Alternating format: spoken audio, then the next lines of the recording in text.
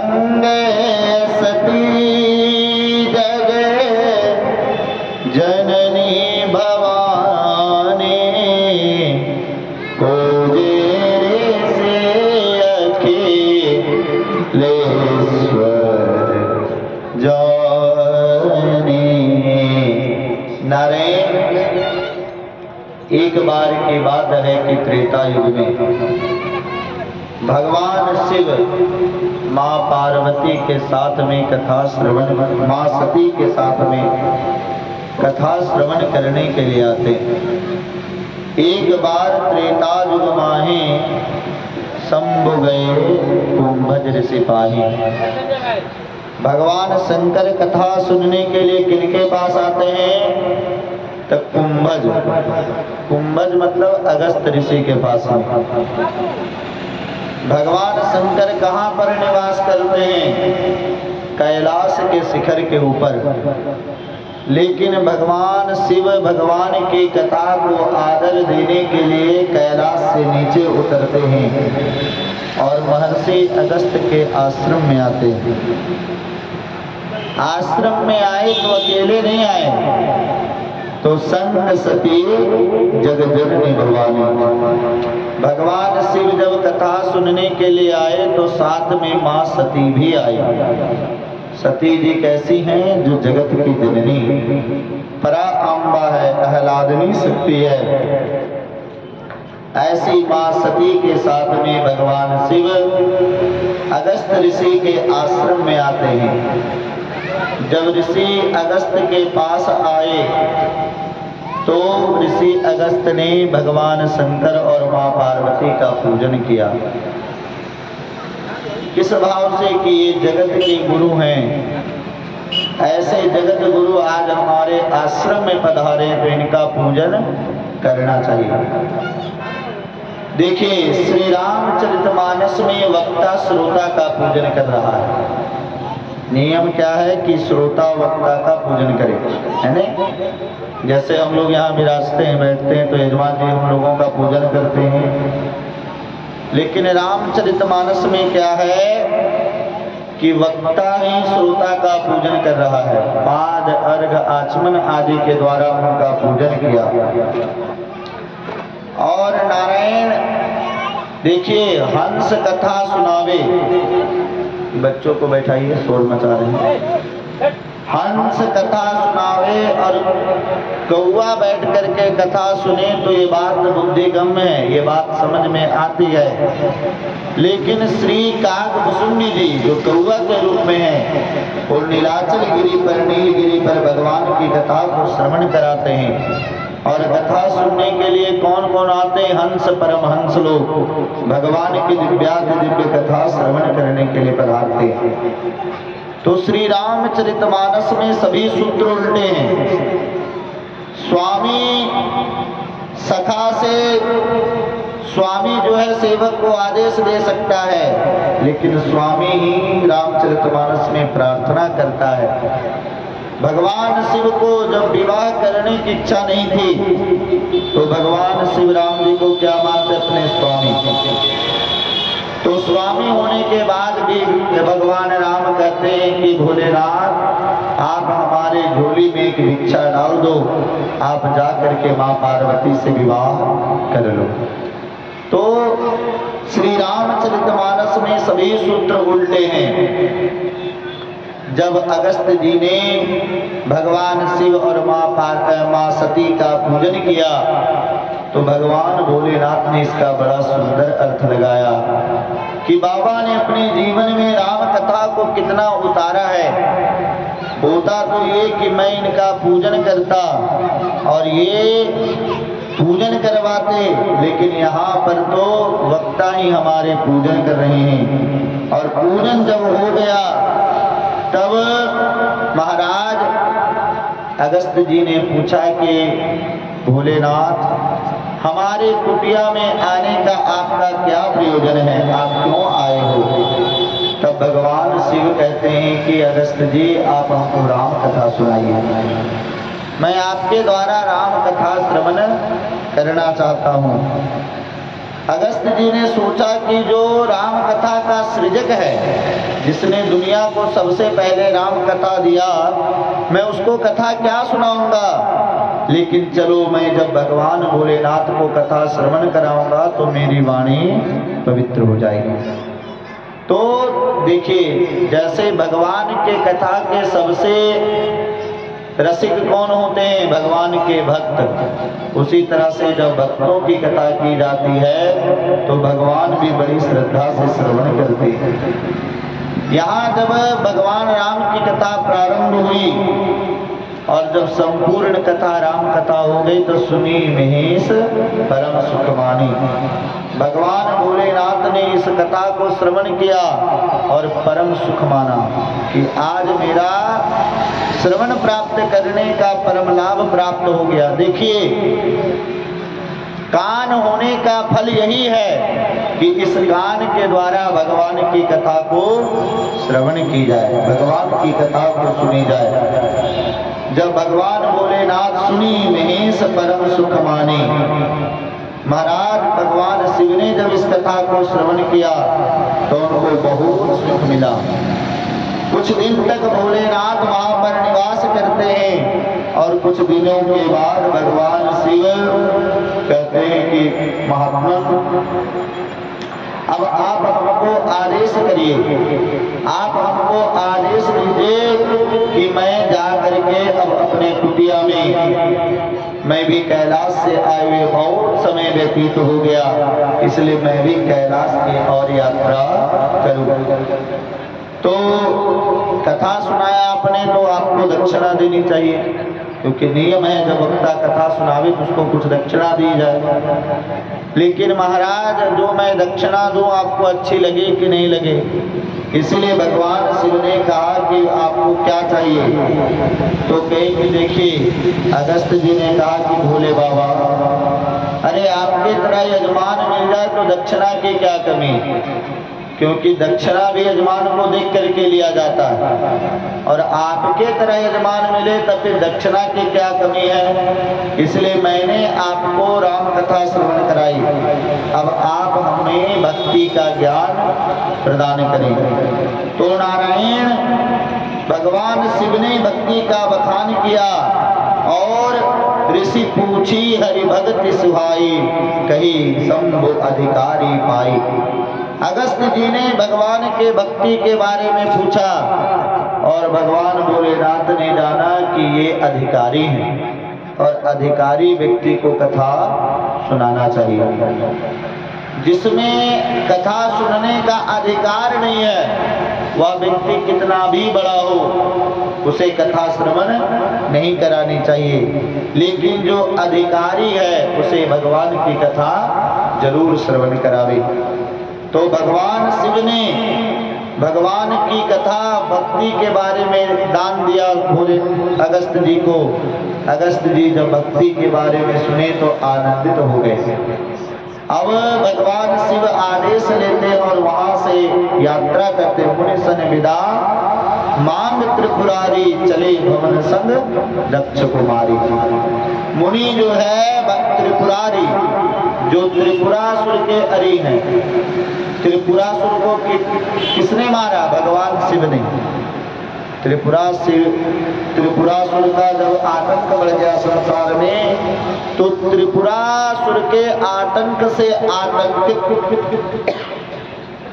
समाज की रक्षा भगवान शिव अपने द्वारा करते हैं। तो नारायण जब भी समाज में भ्रांतियां आती है, जब भी समाज के ऊपर कोई कष्ट होता है, तो उस कष्ट को निवारण करने के लिए कोई व्यक्ति निमित्त बनता है।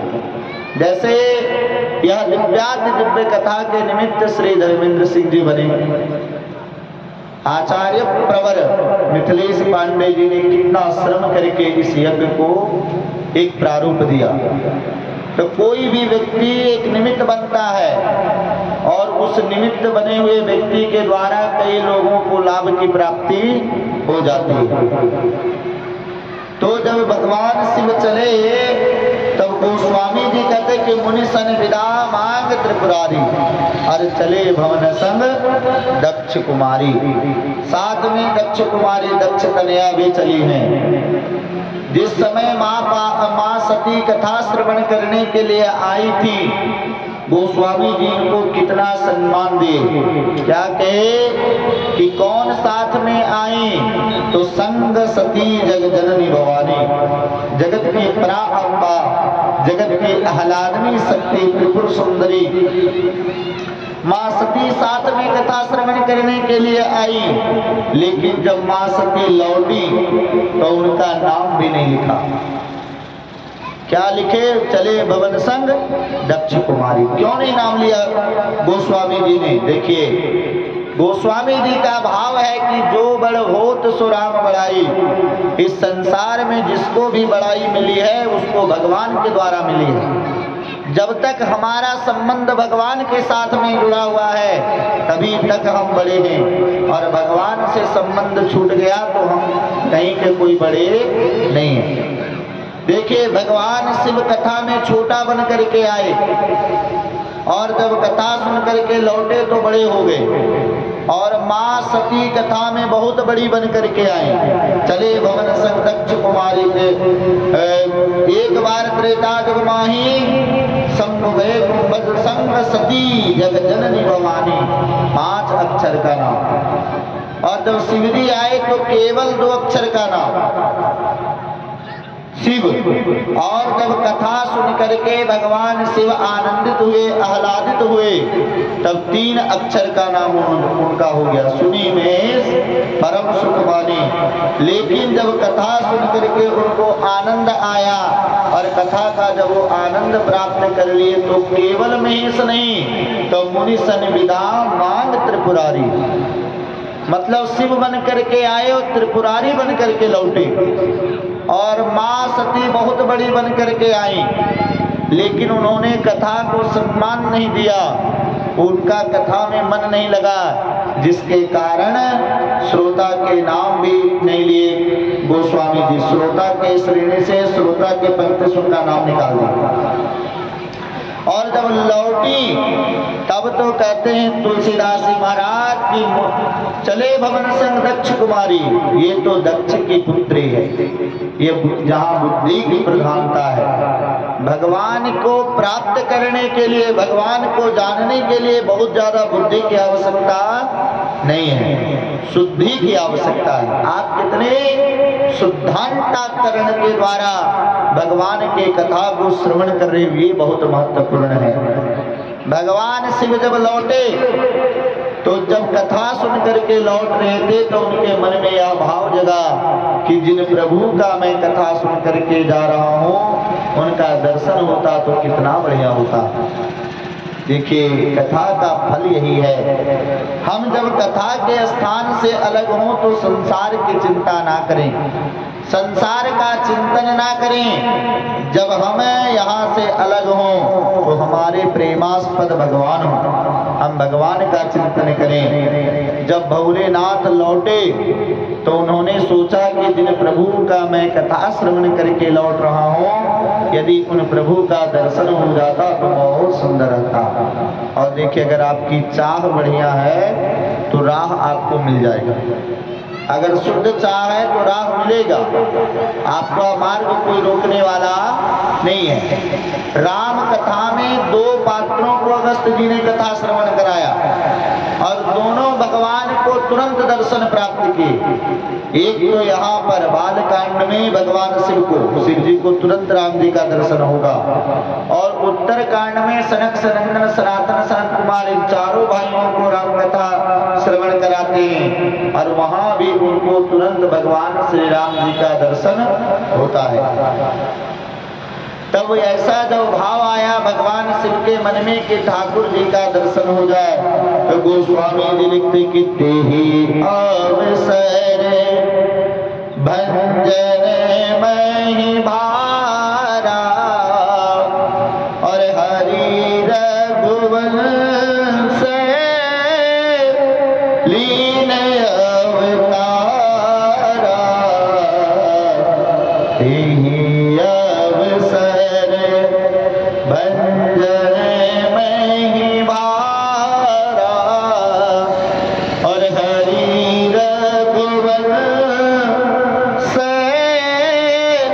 लीन अवतारा। कई अवसर जब भगवान शिव कथा को सुन करके लौट रहे हैं, उसी समय भगवान इस पृथ्वी को का भार उतारने के लिए रघुवंश शिरोमणि बन करके कौशल्यानंद वर्धन राम के रूप में अवतरित होते हैं। और पिता वचन तजिराज उदासी, दंडक बन विचरत अविनाशी।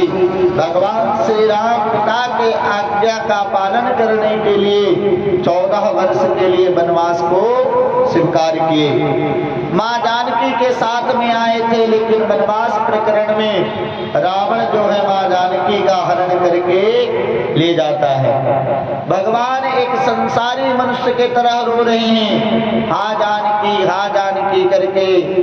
जब भगवान का दर्शन भगवान शिव ने किया तो तुरंत भगवान के चरणों में प्रणाम किया। जय सच्चिदानंद जग पावन, हस गई चले मनोज न सावन। हे सच्चिदानंद भगवान आपकी जय हो, जय हो, जय हो। इस तरह से भगवान शिव ने राम जी के चरणों में प्रणाम किया। माँ सती को क्या करना चाहिए? जब पति प्रणाम किए तो माँ सती भी प्रणाम की रहती, लेकिन सती जी के मन में शंका हो गया कि ये तो भगवान है नहीं, ना इनमें सत्य का दर्शन होता है, ना इनमें चित्त का दर्शन होता है, ना इनमें आनंद का दर्शन होता है। तो इनको सच्चिदानंद कह करके भगवान शिव ने कैसे प्रणाम किया? क्योंकि अगर इनमें सत्य का दर्शन होता तो भैया सत्यवान पुरुष को ये तो पता होता है कि हमारे पत्नी को कौन हरण करके ले गया। और अगर इनके अंदर ज्ञान का प्रकाश होता तो तुरंत पता कर लेते कि हमारे पत्नी को रावण हरण करके ले गया। और आनंद का तो इनमें दर्शन हो ही नहीं रहा है, क्योंकि पत्नी के वियोग से दुखी होकर के ये संसारी मनुष्य के तरह रो रहे हैं। तो इनमें ना सत्य का दर्शन हो रहा है, ना चित्त का दर्शन हो रहा है, ना आनंद का दर्शन हो रहा है। ये भोलेनाथ को क्या हो गया? ये किसी भी राह चलते व्यक्ति को हाथ जोड़ करके प्रणाम कर लेते हैं। भोले बाबा तो बड़े भावुक हैं, मैं ऐसे किसी को प्रणाम नहीं करती। तो भगवान शिव को माँ सती बोली कि भोलेनाथ आप ये राजकुमार को प्रणाम क्यों किए? भगवान शिव ने कहा देवी आप प्रणाम की कि नहीं की? कि भोलेनाथ कम से कम आप ये तो सोचिए कि मैं दक्ष की पुत्री हूँ, है ना? मेरे में ज्ञान है और मैं किसी भी राहगीर को ऐसे मार्ग चलते प्रणाम नहीं करते। ये कौन है? तब भगवान शिव कहते कि मोने दे रे जोगी सिद्ध संत बिमल मैंने देगी ध्यावहि कहने तरीगा में पुराने आगम जासु कीरत गावहि सोई राम व्यापक ब्रह्म भुवन निकाय पति माया धने अवतर अपने भगत हित निज तंत्र नीत रघुकुल मणि मुनि धीरे जोगी सिद्ध संत बिमल मैंने ध्यावहि। देवी जिनके बड़े बड़े महात्मा लोग यम नियम आसन प्राणायाम प्रत्याहार ध्यान धारणा समाधि के द्वारा सदैव स्मरण करते हैं, लेकिन कभी कभी एक झलक प्रभु का प्राप्त होता है और महाराज अष्टांग योग के द्वारा यम नियम आसन प्राणायाम प्रत्याहार ध्यान समाधि धारणा के द्वारा ठाकुर जी के एक स्वरूप का दर्शन करते हैं, जिनके लिए वेदों ने सदैव नीति नीति कह करके पुकार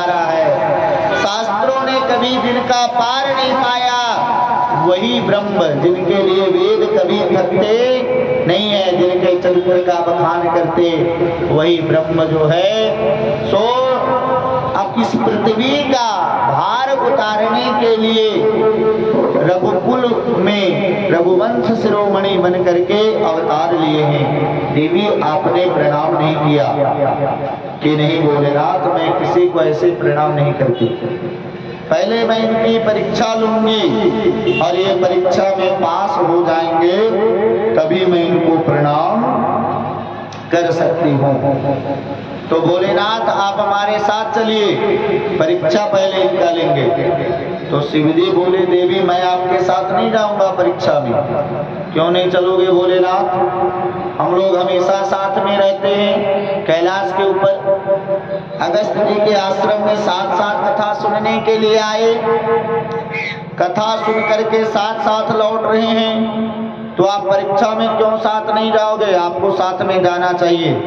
तो भगवान शिव ने कहा कि सुनो देवी, पति पत्नी एक ही साथ भोजन करे, पति पत्नी एक ही साथ मार्केट घूमने के लिए जाए, पति पत्नी एक ही साथ सभी जगह पे रहते, इसका तो ये मतलब नहीं कि पत्नी बीमार हो तो पति दवा खाए। अरे इलाज तो उसी का होगा जिसको बीमारी हुई है। और देवी तुम जबरदस्ती हमें दवा तो खिला नहीं सकती। तो अगर कि नहीं भोलेनाथ आपको परीक्षा में चलना चाहिए कि देखो देवी हमारे मन में किसी भी प्रकार का कोई शंका इनके प्रति नहीं है, इसलिए मैं तो नहीं जाऊंगा परीक्षा में कि आप क्या करोगे। तब भगवान शिव कहते हैं कि तब लगी बैठ अहों बट छाही, जब लगी तुम आई हो मोहि पाही। देवी तब तक मैं बट वृक्ष के नीचे बैठ करके भगवान का कुछ देर तक भजन करूंगा और तुम जाओ परीक्षा प्रेम से लो और अच्छा से लेना तुम, क्योंकि परीक्षक तुम बन करके जा रही हो, इसलिए जितना तुम्हारे मन में परीक्षा लेने का भाव है तुम बहुत बढ़िया से परीक्षा ले लेना। देखिए भगवान शिव बट वृक्ष के नीचे बैठते हैं। क्यों? क्योंकि भगवान की कथा भी बट वृक्ष के नीचे होती है। प्राचीन समय में बट वृक्ष का बड़ा महत्व था और आज भी, इसलिए भगवान की कथा जब भी हुई तो बट वृक्ष के नीचे। बटे तर कही हरि कथा प्रसंगा और आवहि सुनने अनेक बिहंगा। भगवान की कथा कहाँ पर होती है? बट वृक्ष के नीचे। बट मतलब बरगद, बरगद पेड़ के नीचे भगवान की कथा होती है। क्यों? देखिए बरगद का जो वृक्ष होता है वो तीनों काल में सुखदायी होता है। गर्मी के समय में बरगद वृक्ष के नीचे गर्मी नहीं लगती, ठंडा के समय में ज्यादा ठंड नहीं लगेगा, और बारिश भी अगर होगी तो बारिश का से बचाने का शक्ति बरगद के वृक्ष में होता है। इसीलिए भगवान की कथा किस वृक्ष के नीचे विशेष होती है? बरगद के वृक्ष के नीचे।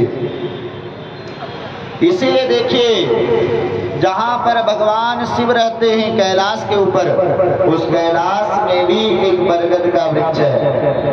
त्रिविध समीर सुशीतल छाया और शिव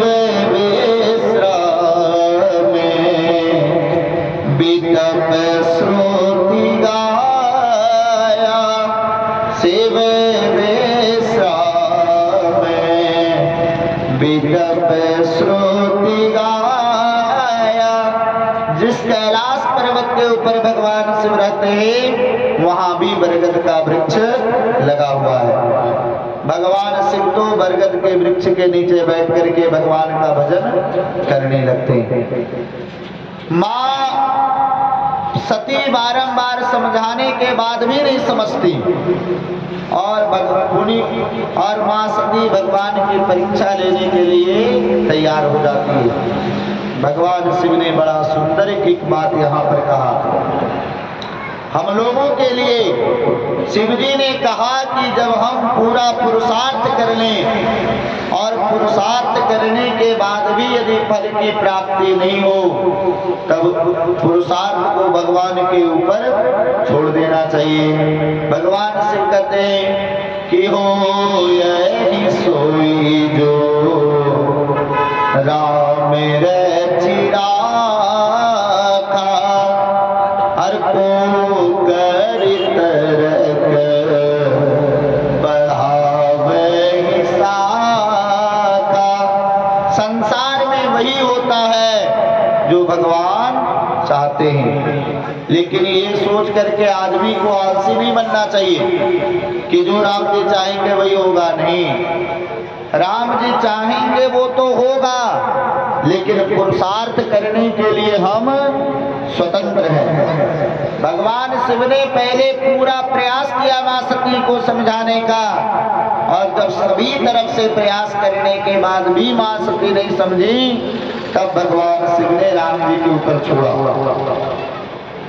हम लोग तो यहाँ करते धरते कुछ है नहीं, और कोई कार्य बिगड़ जाता है तो उसका दोषी भगवान को बना देते हैं कि हुई है सोई जो राम रचि राखा। नहीं नहीं, भगवान शिव हमको ये बताना चाहते हैं कि पहले हम भी पूरा पुरुषार्थ करें, और पुरुषार्थ करने के बाद भी जब फल की प्राप्ति नहीं हो तो वह पुरुषार्थ भगवान के ऊपर छोड़ देना चाहिए कि ये भगवान की ही ऐसी इच्छा है।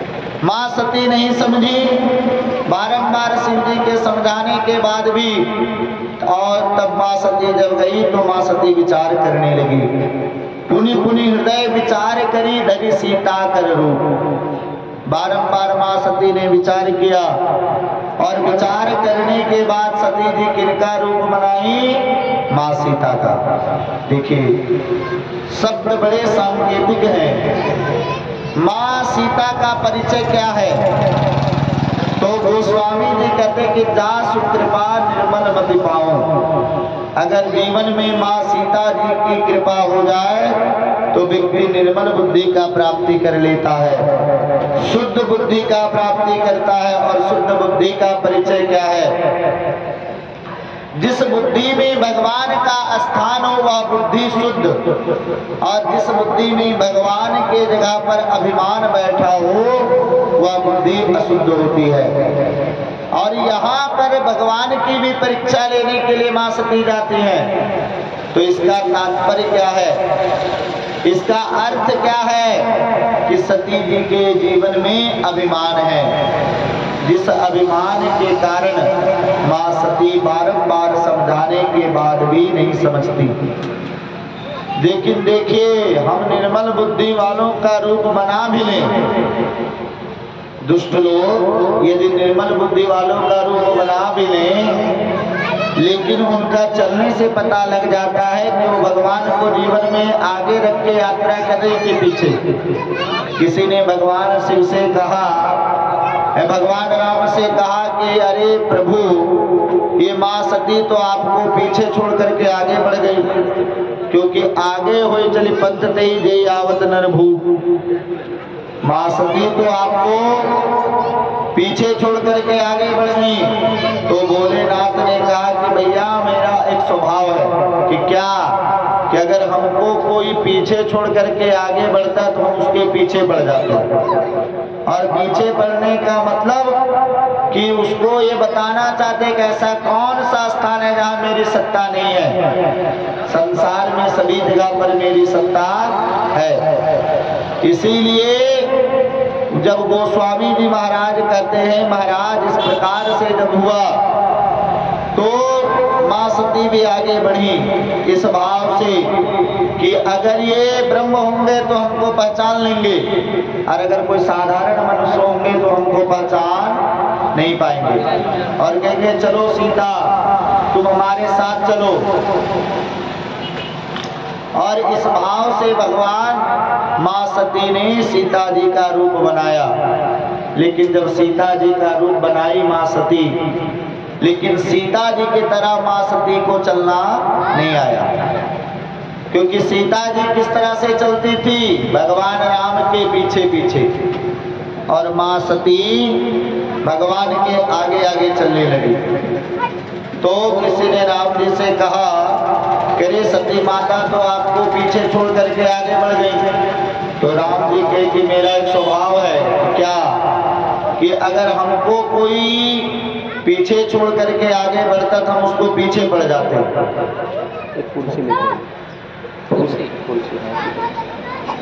पीछे पड़ जाते मतलब कि तुम ऐसा कौन सा स्थान है जिस स्थान पे हमारी सत्ता नहीं है। तो यहाँ पर जब माँ सती आई तो भगवान लक्ष्मण जी ने पहचान लिया कि ये तो माँ सती है, लिए सीता जी का रूप क्यों बनाए।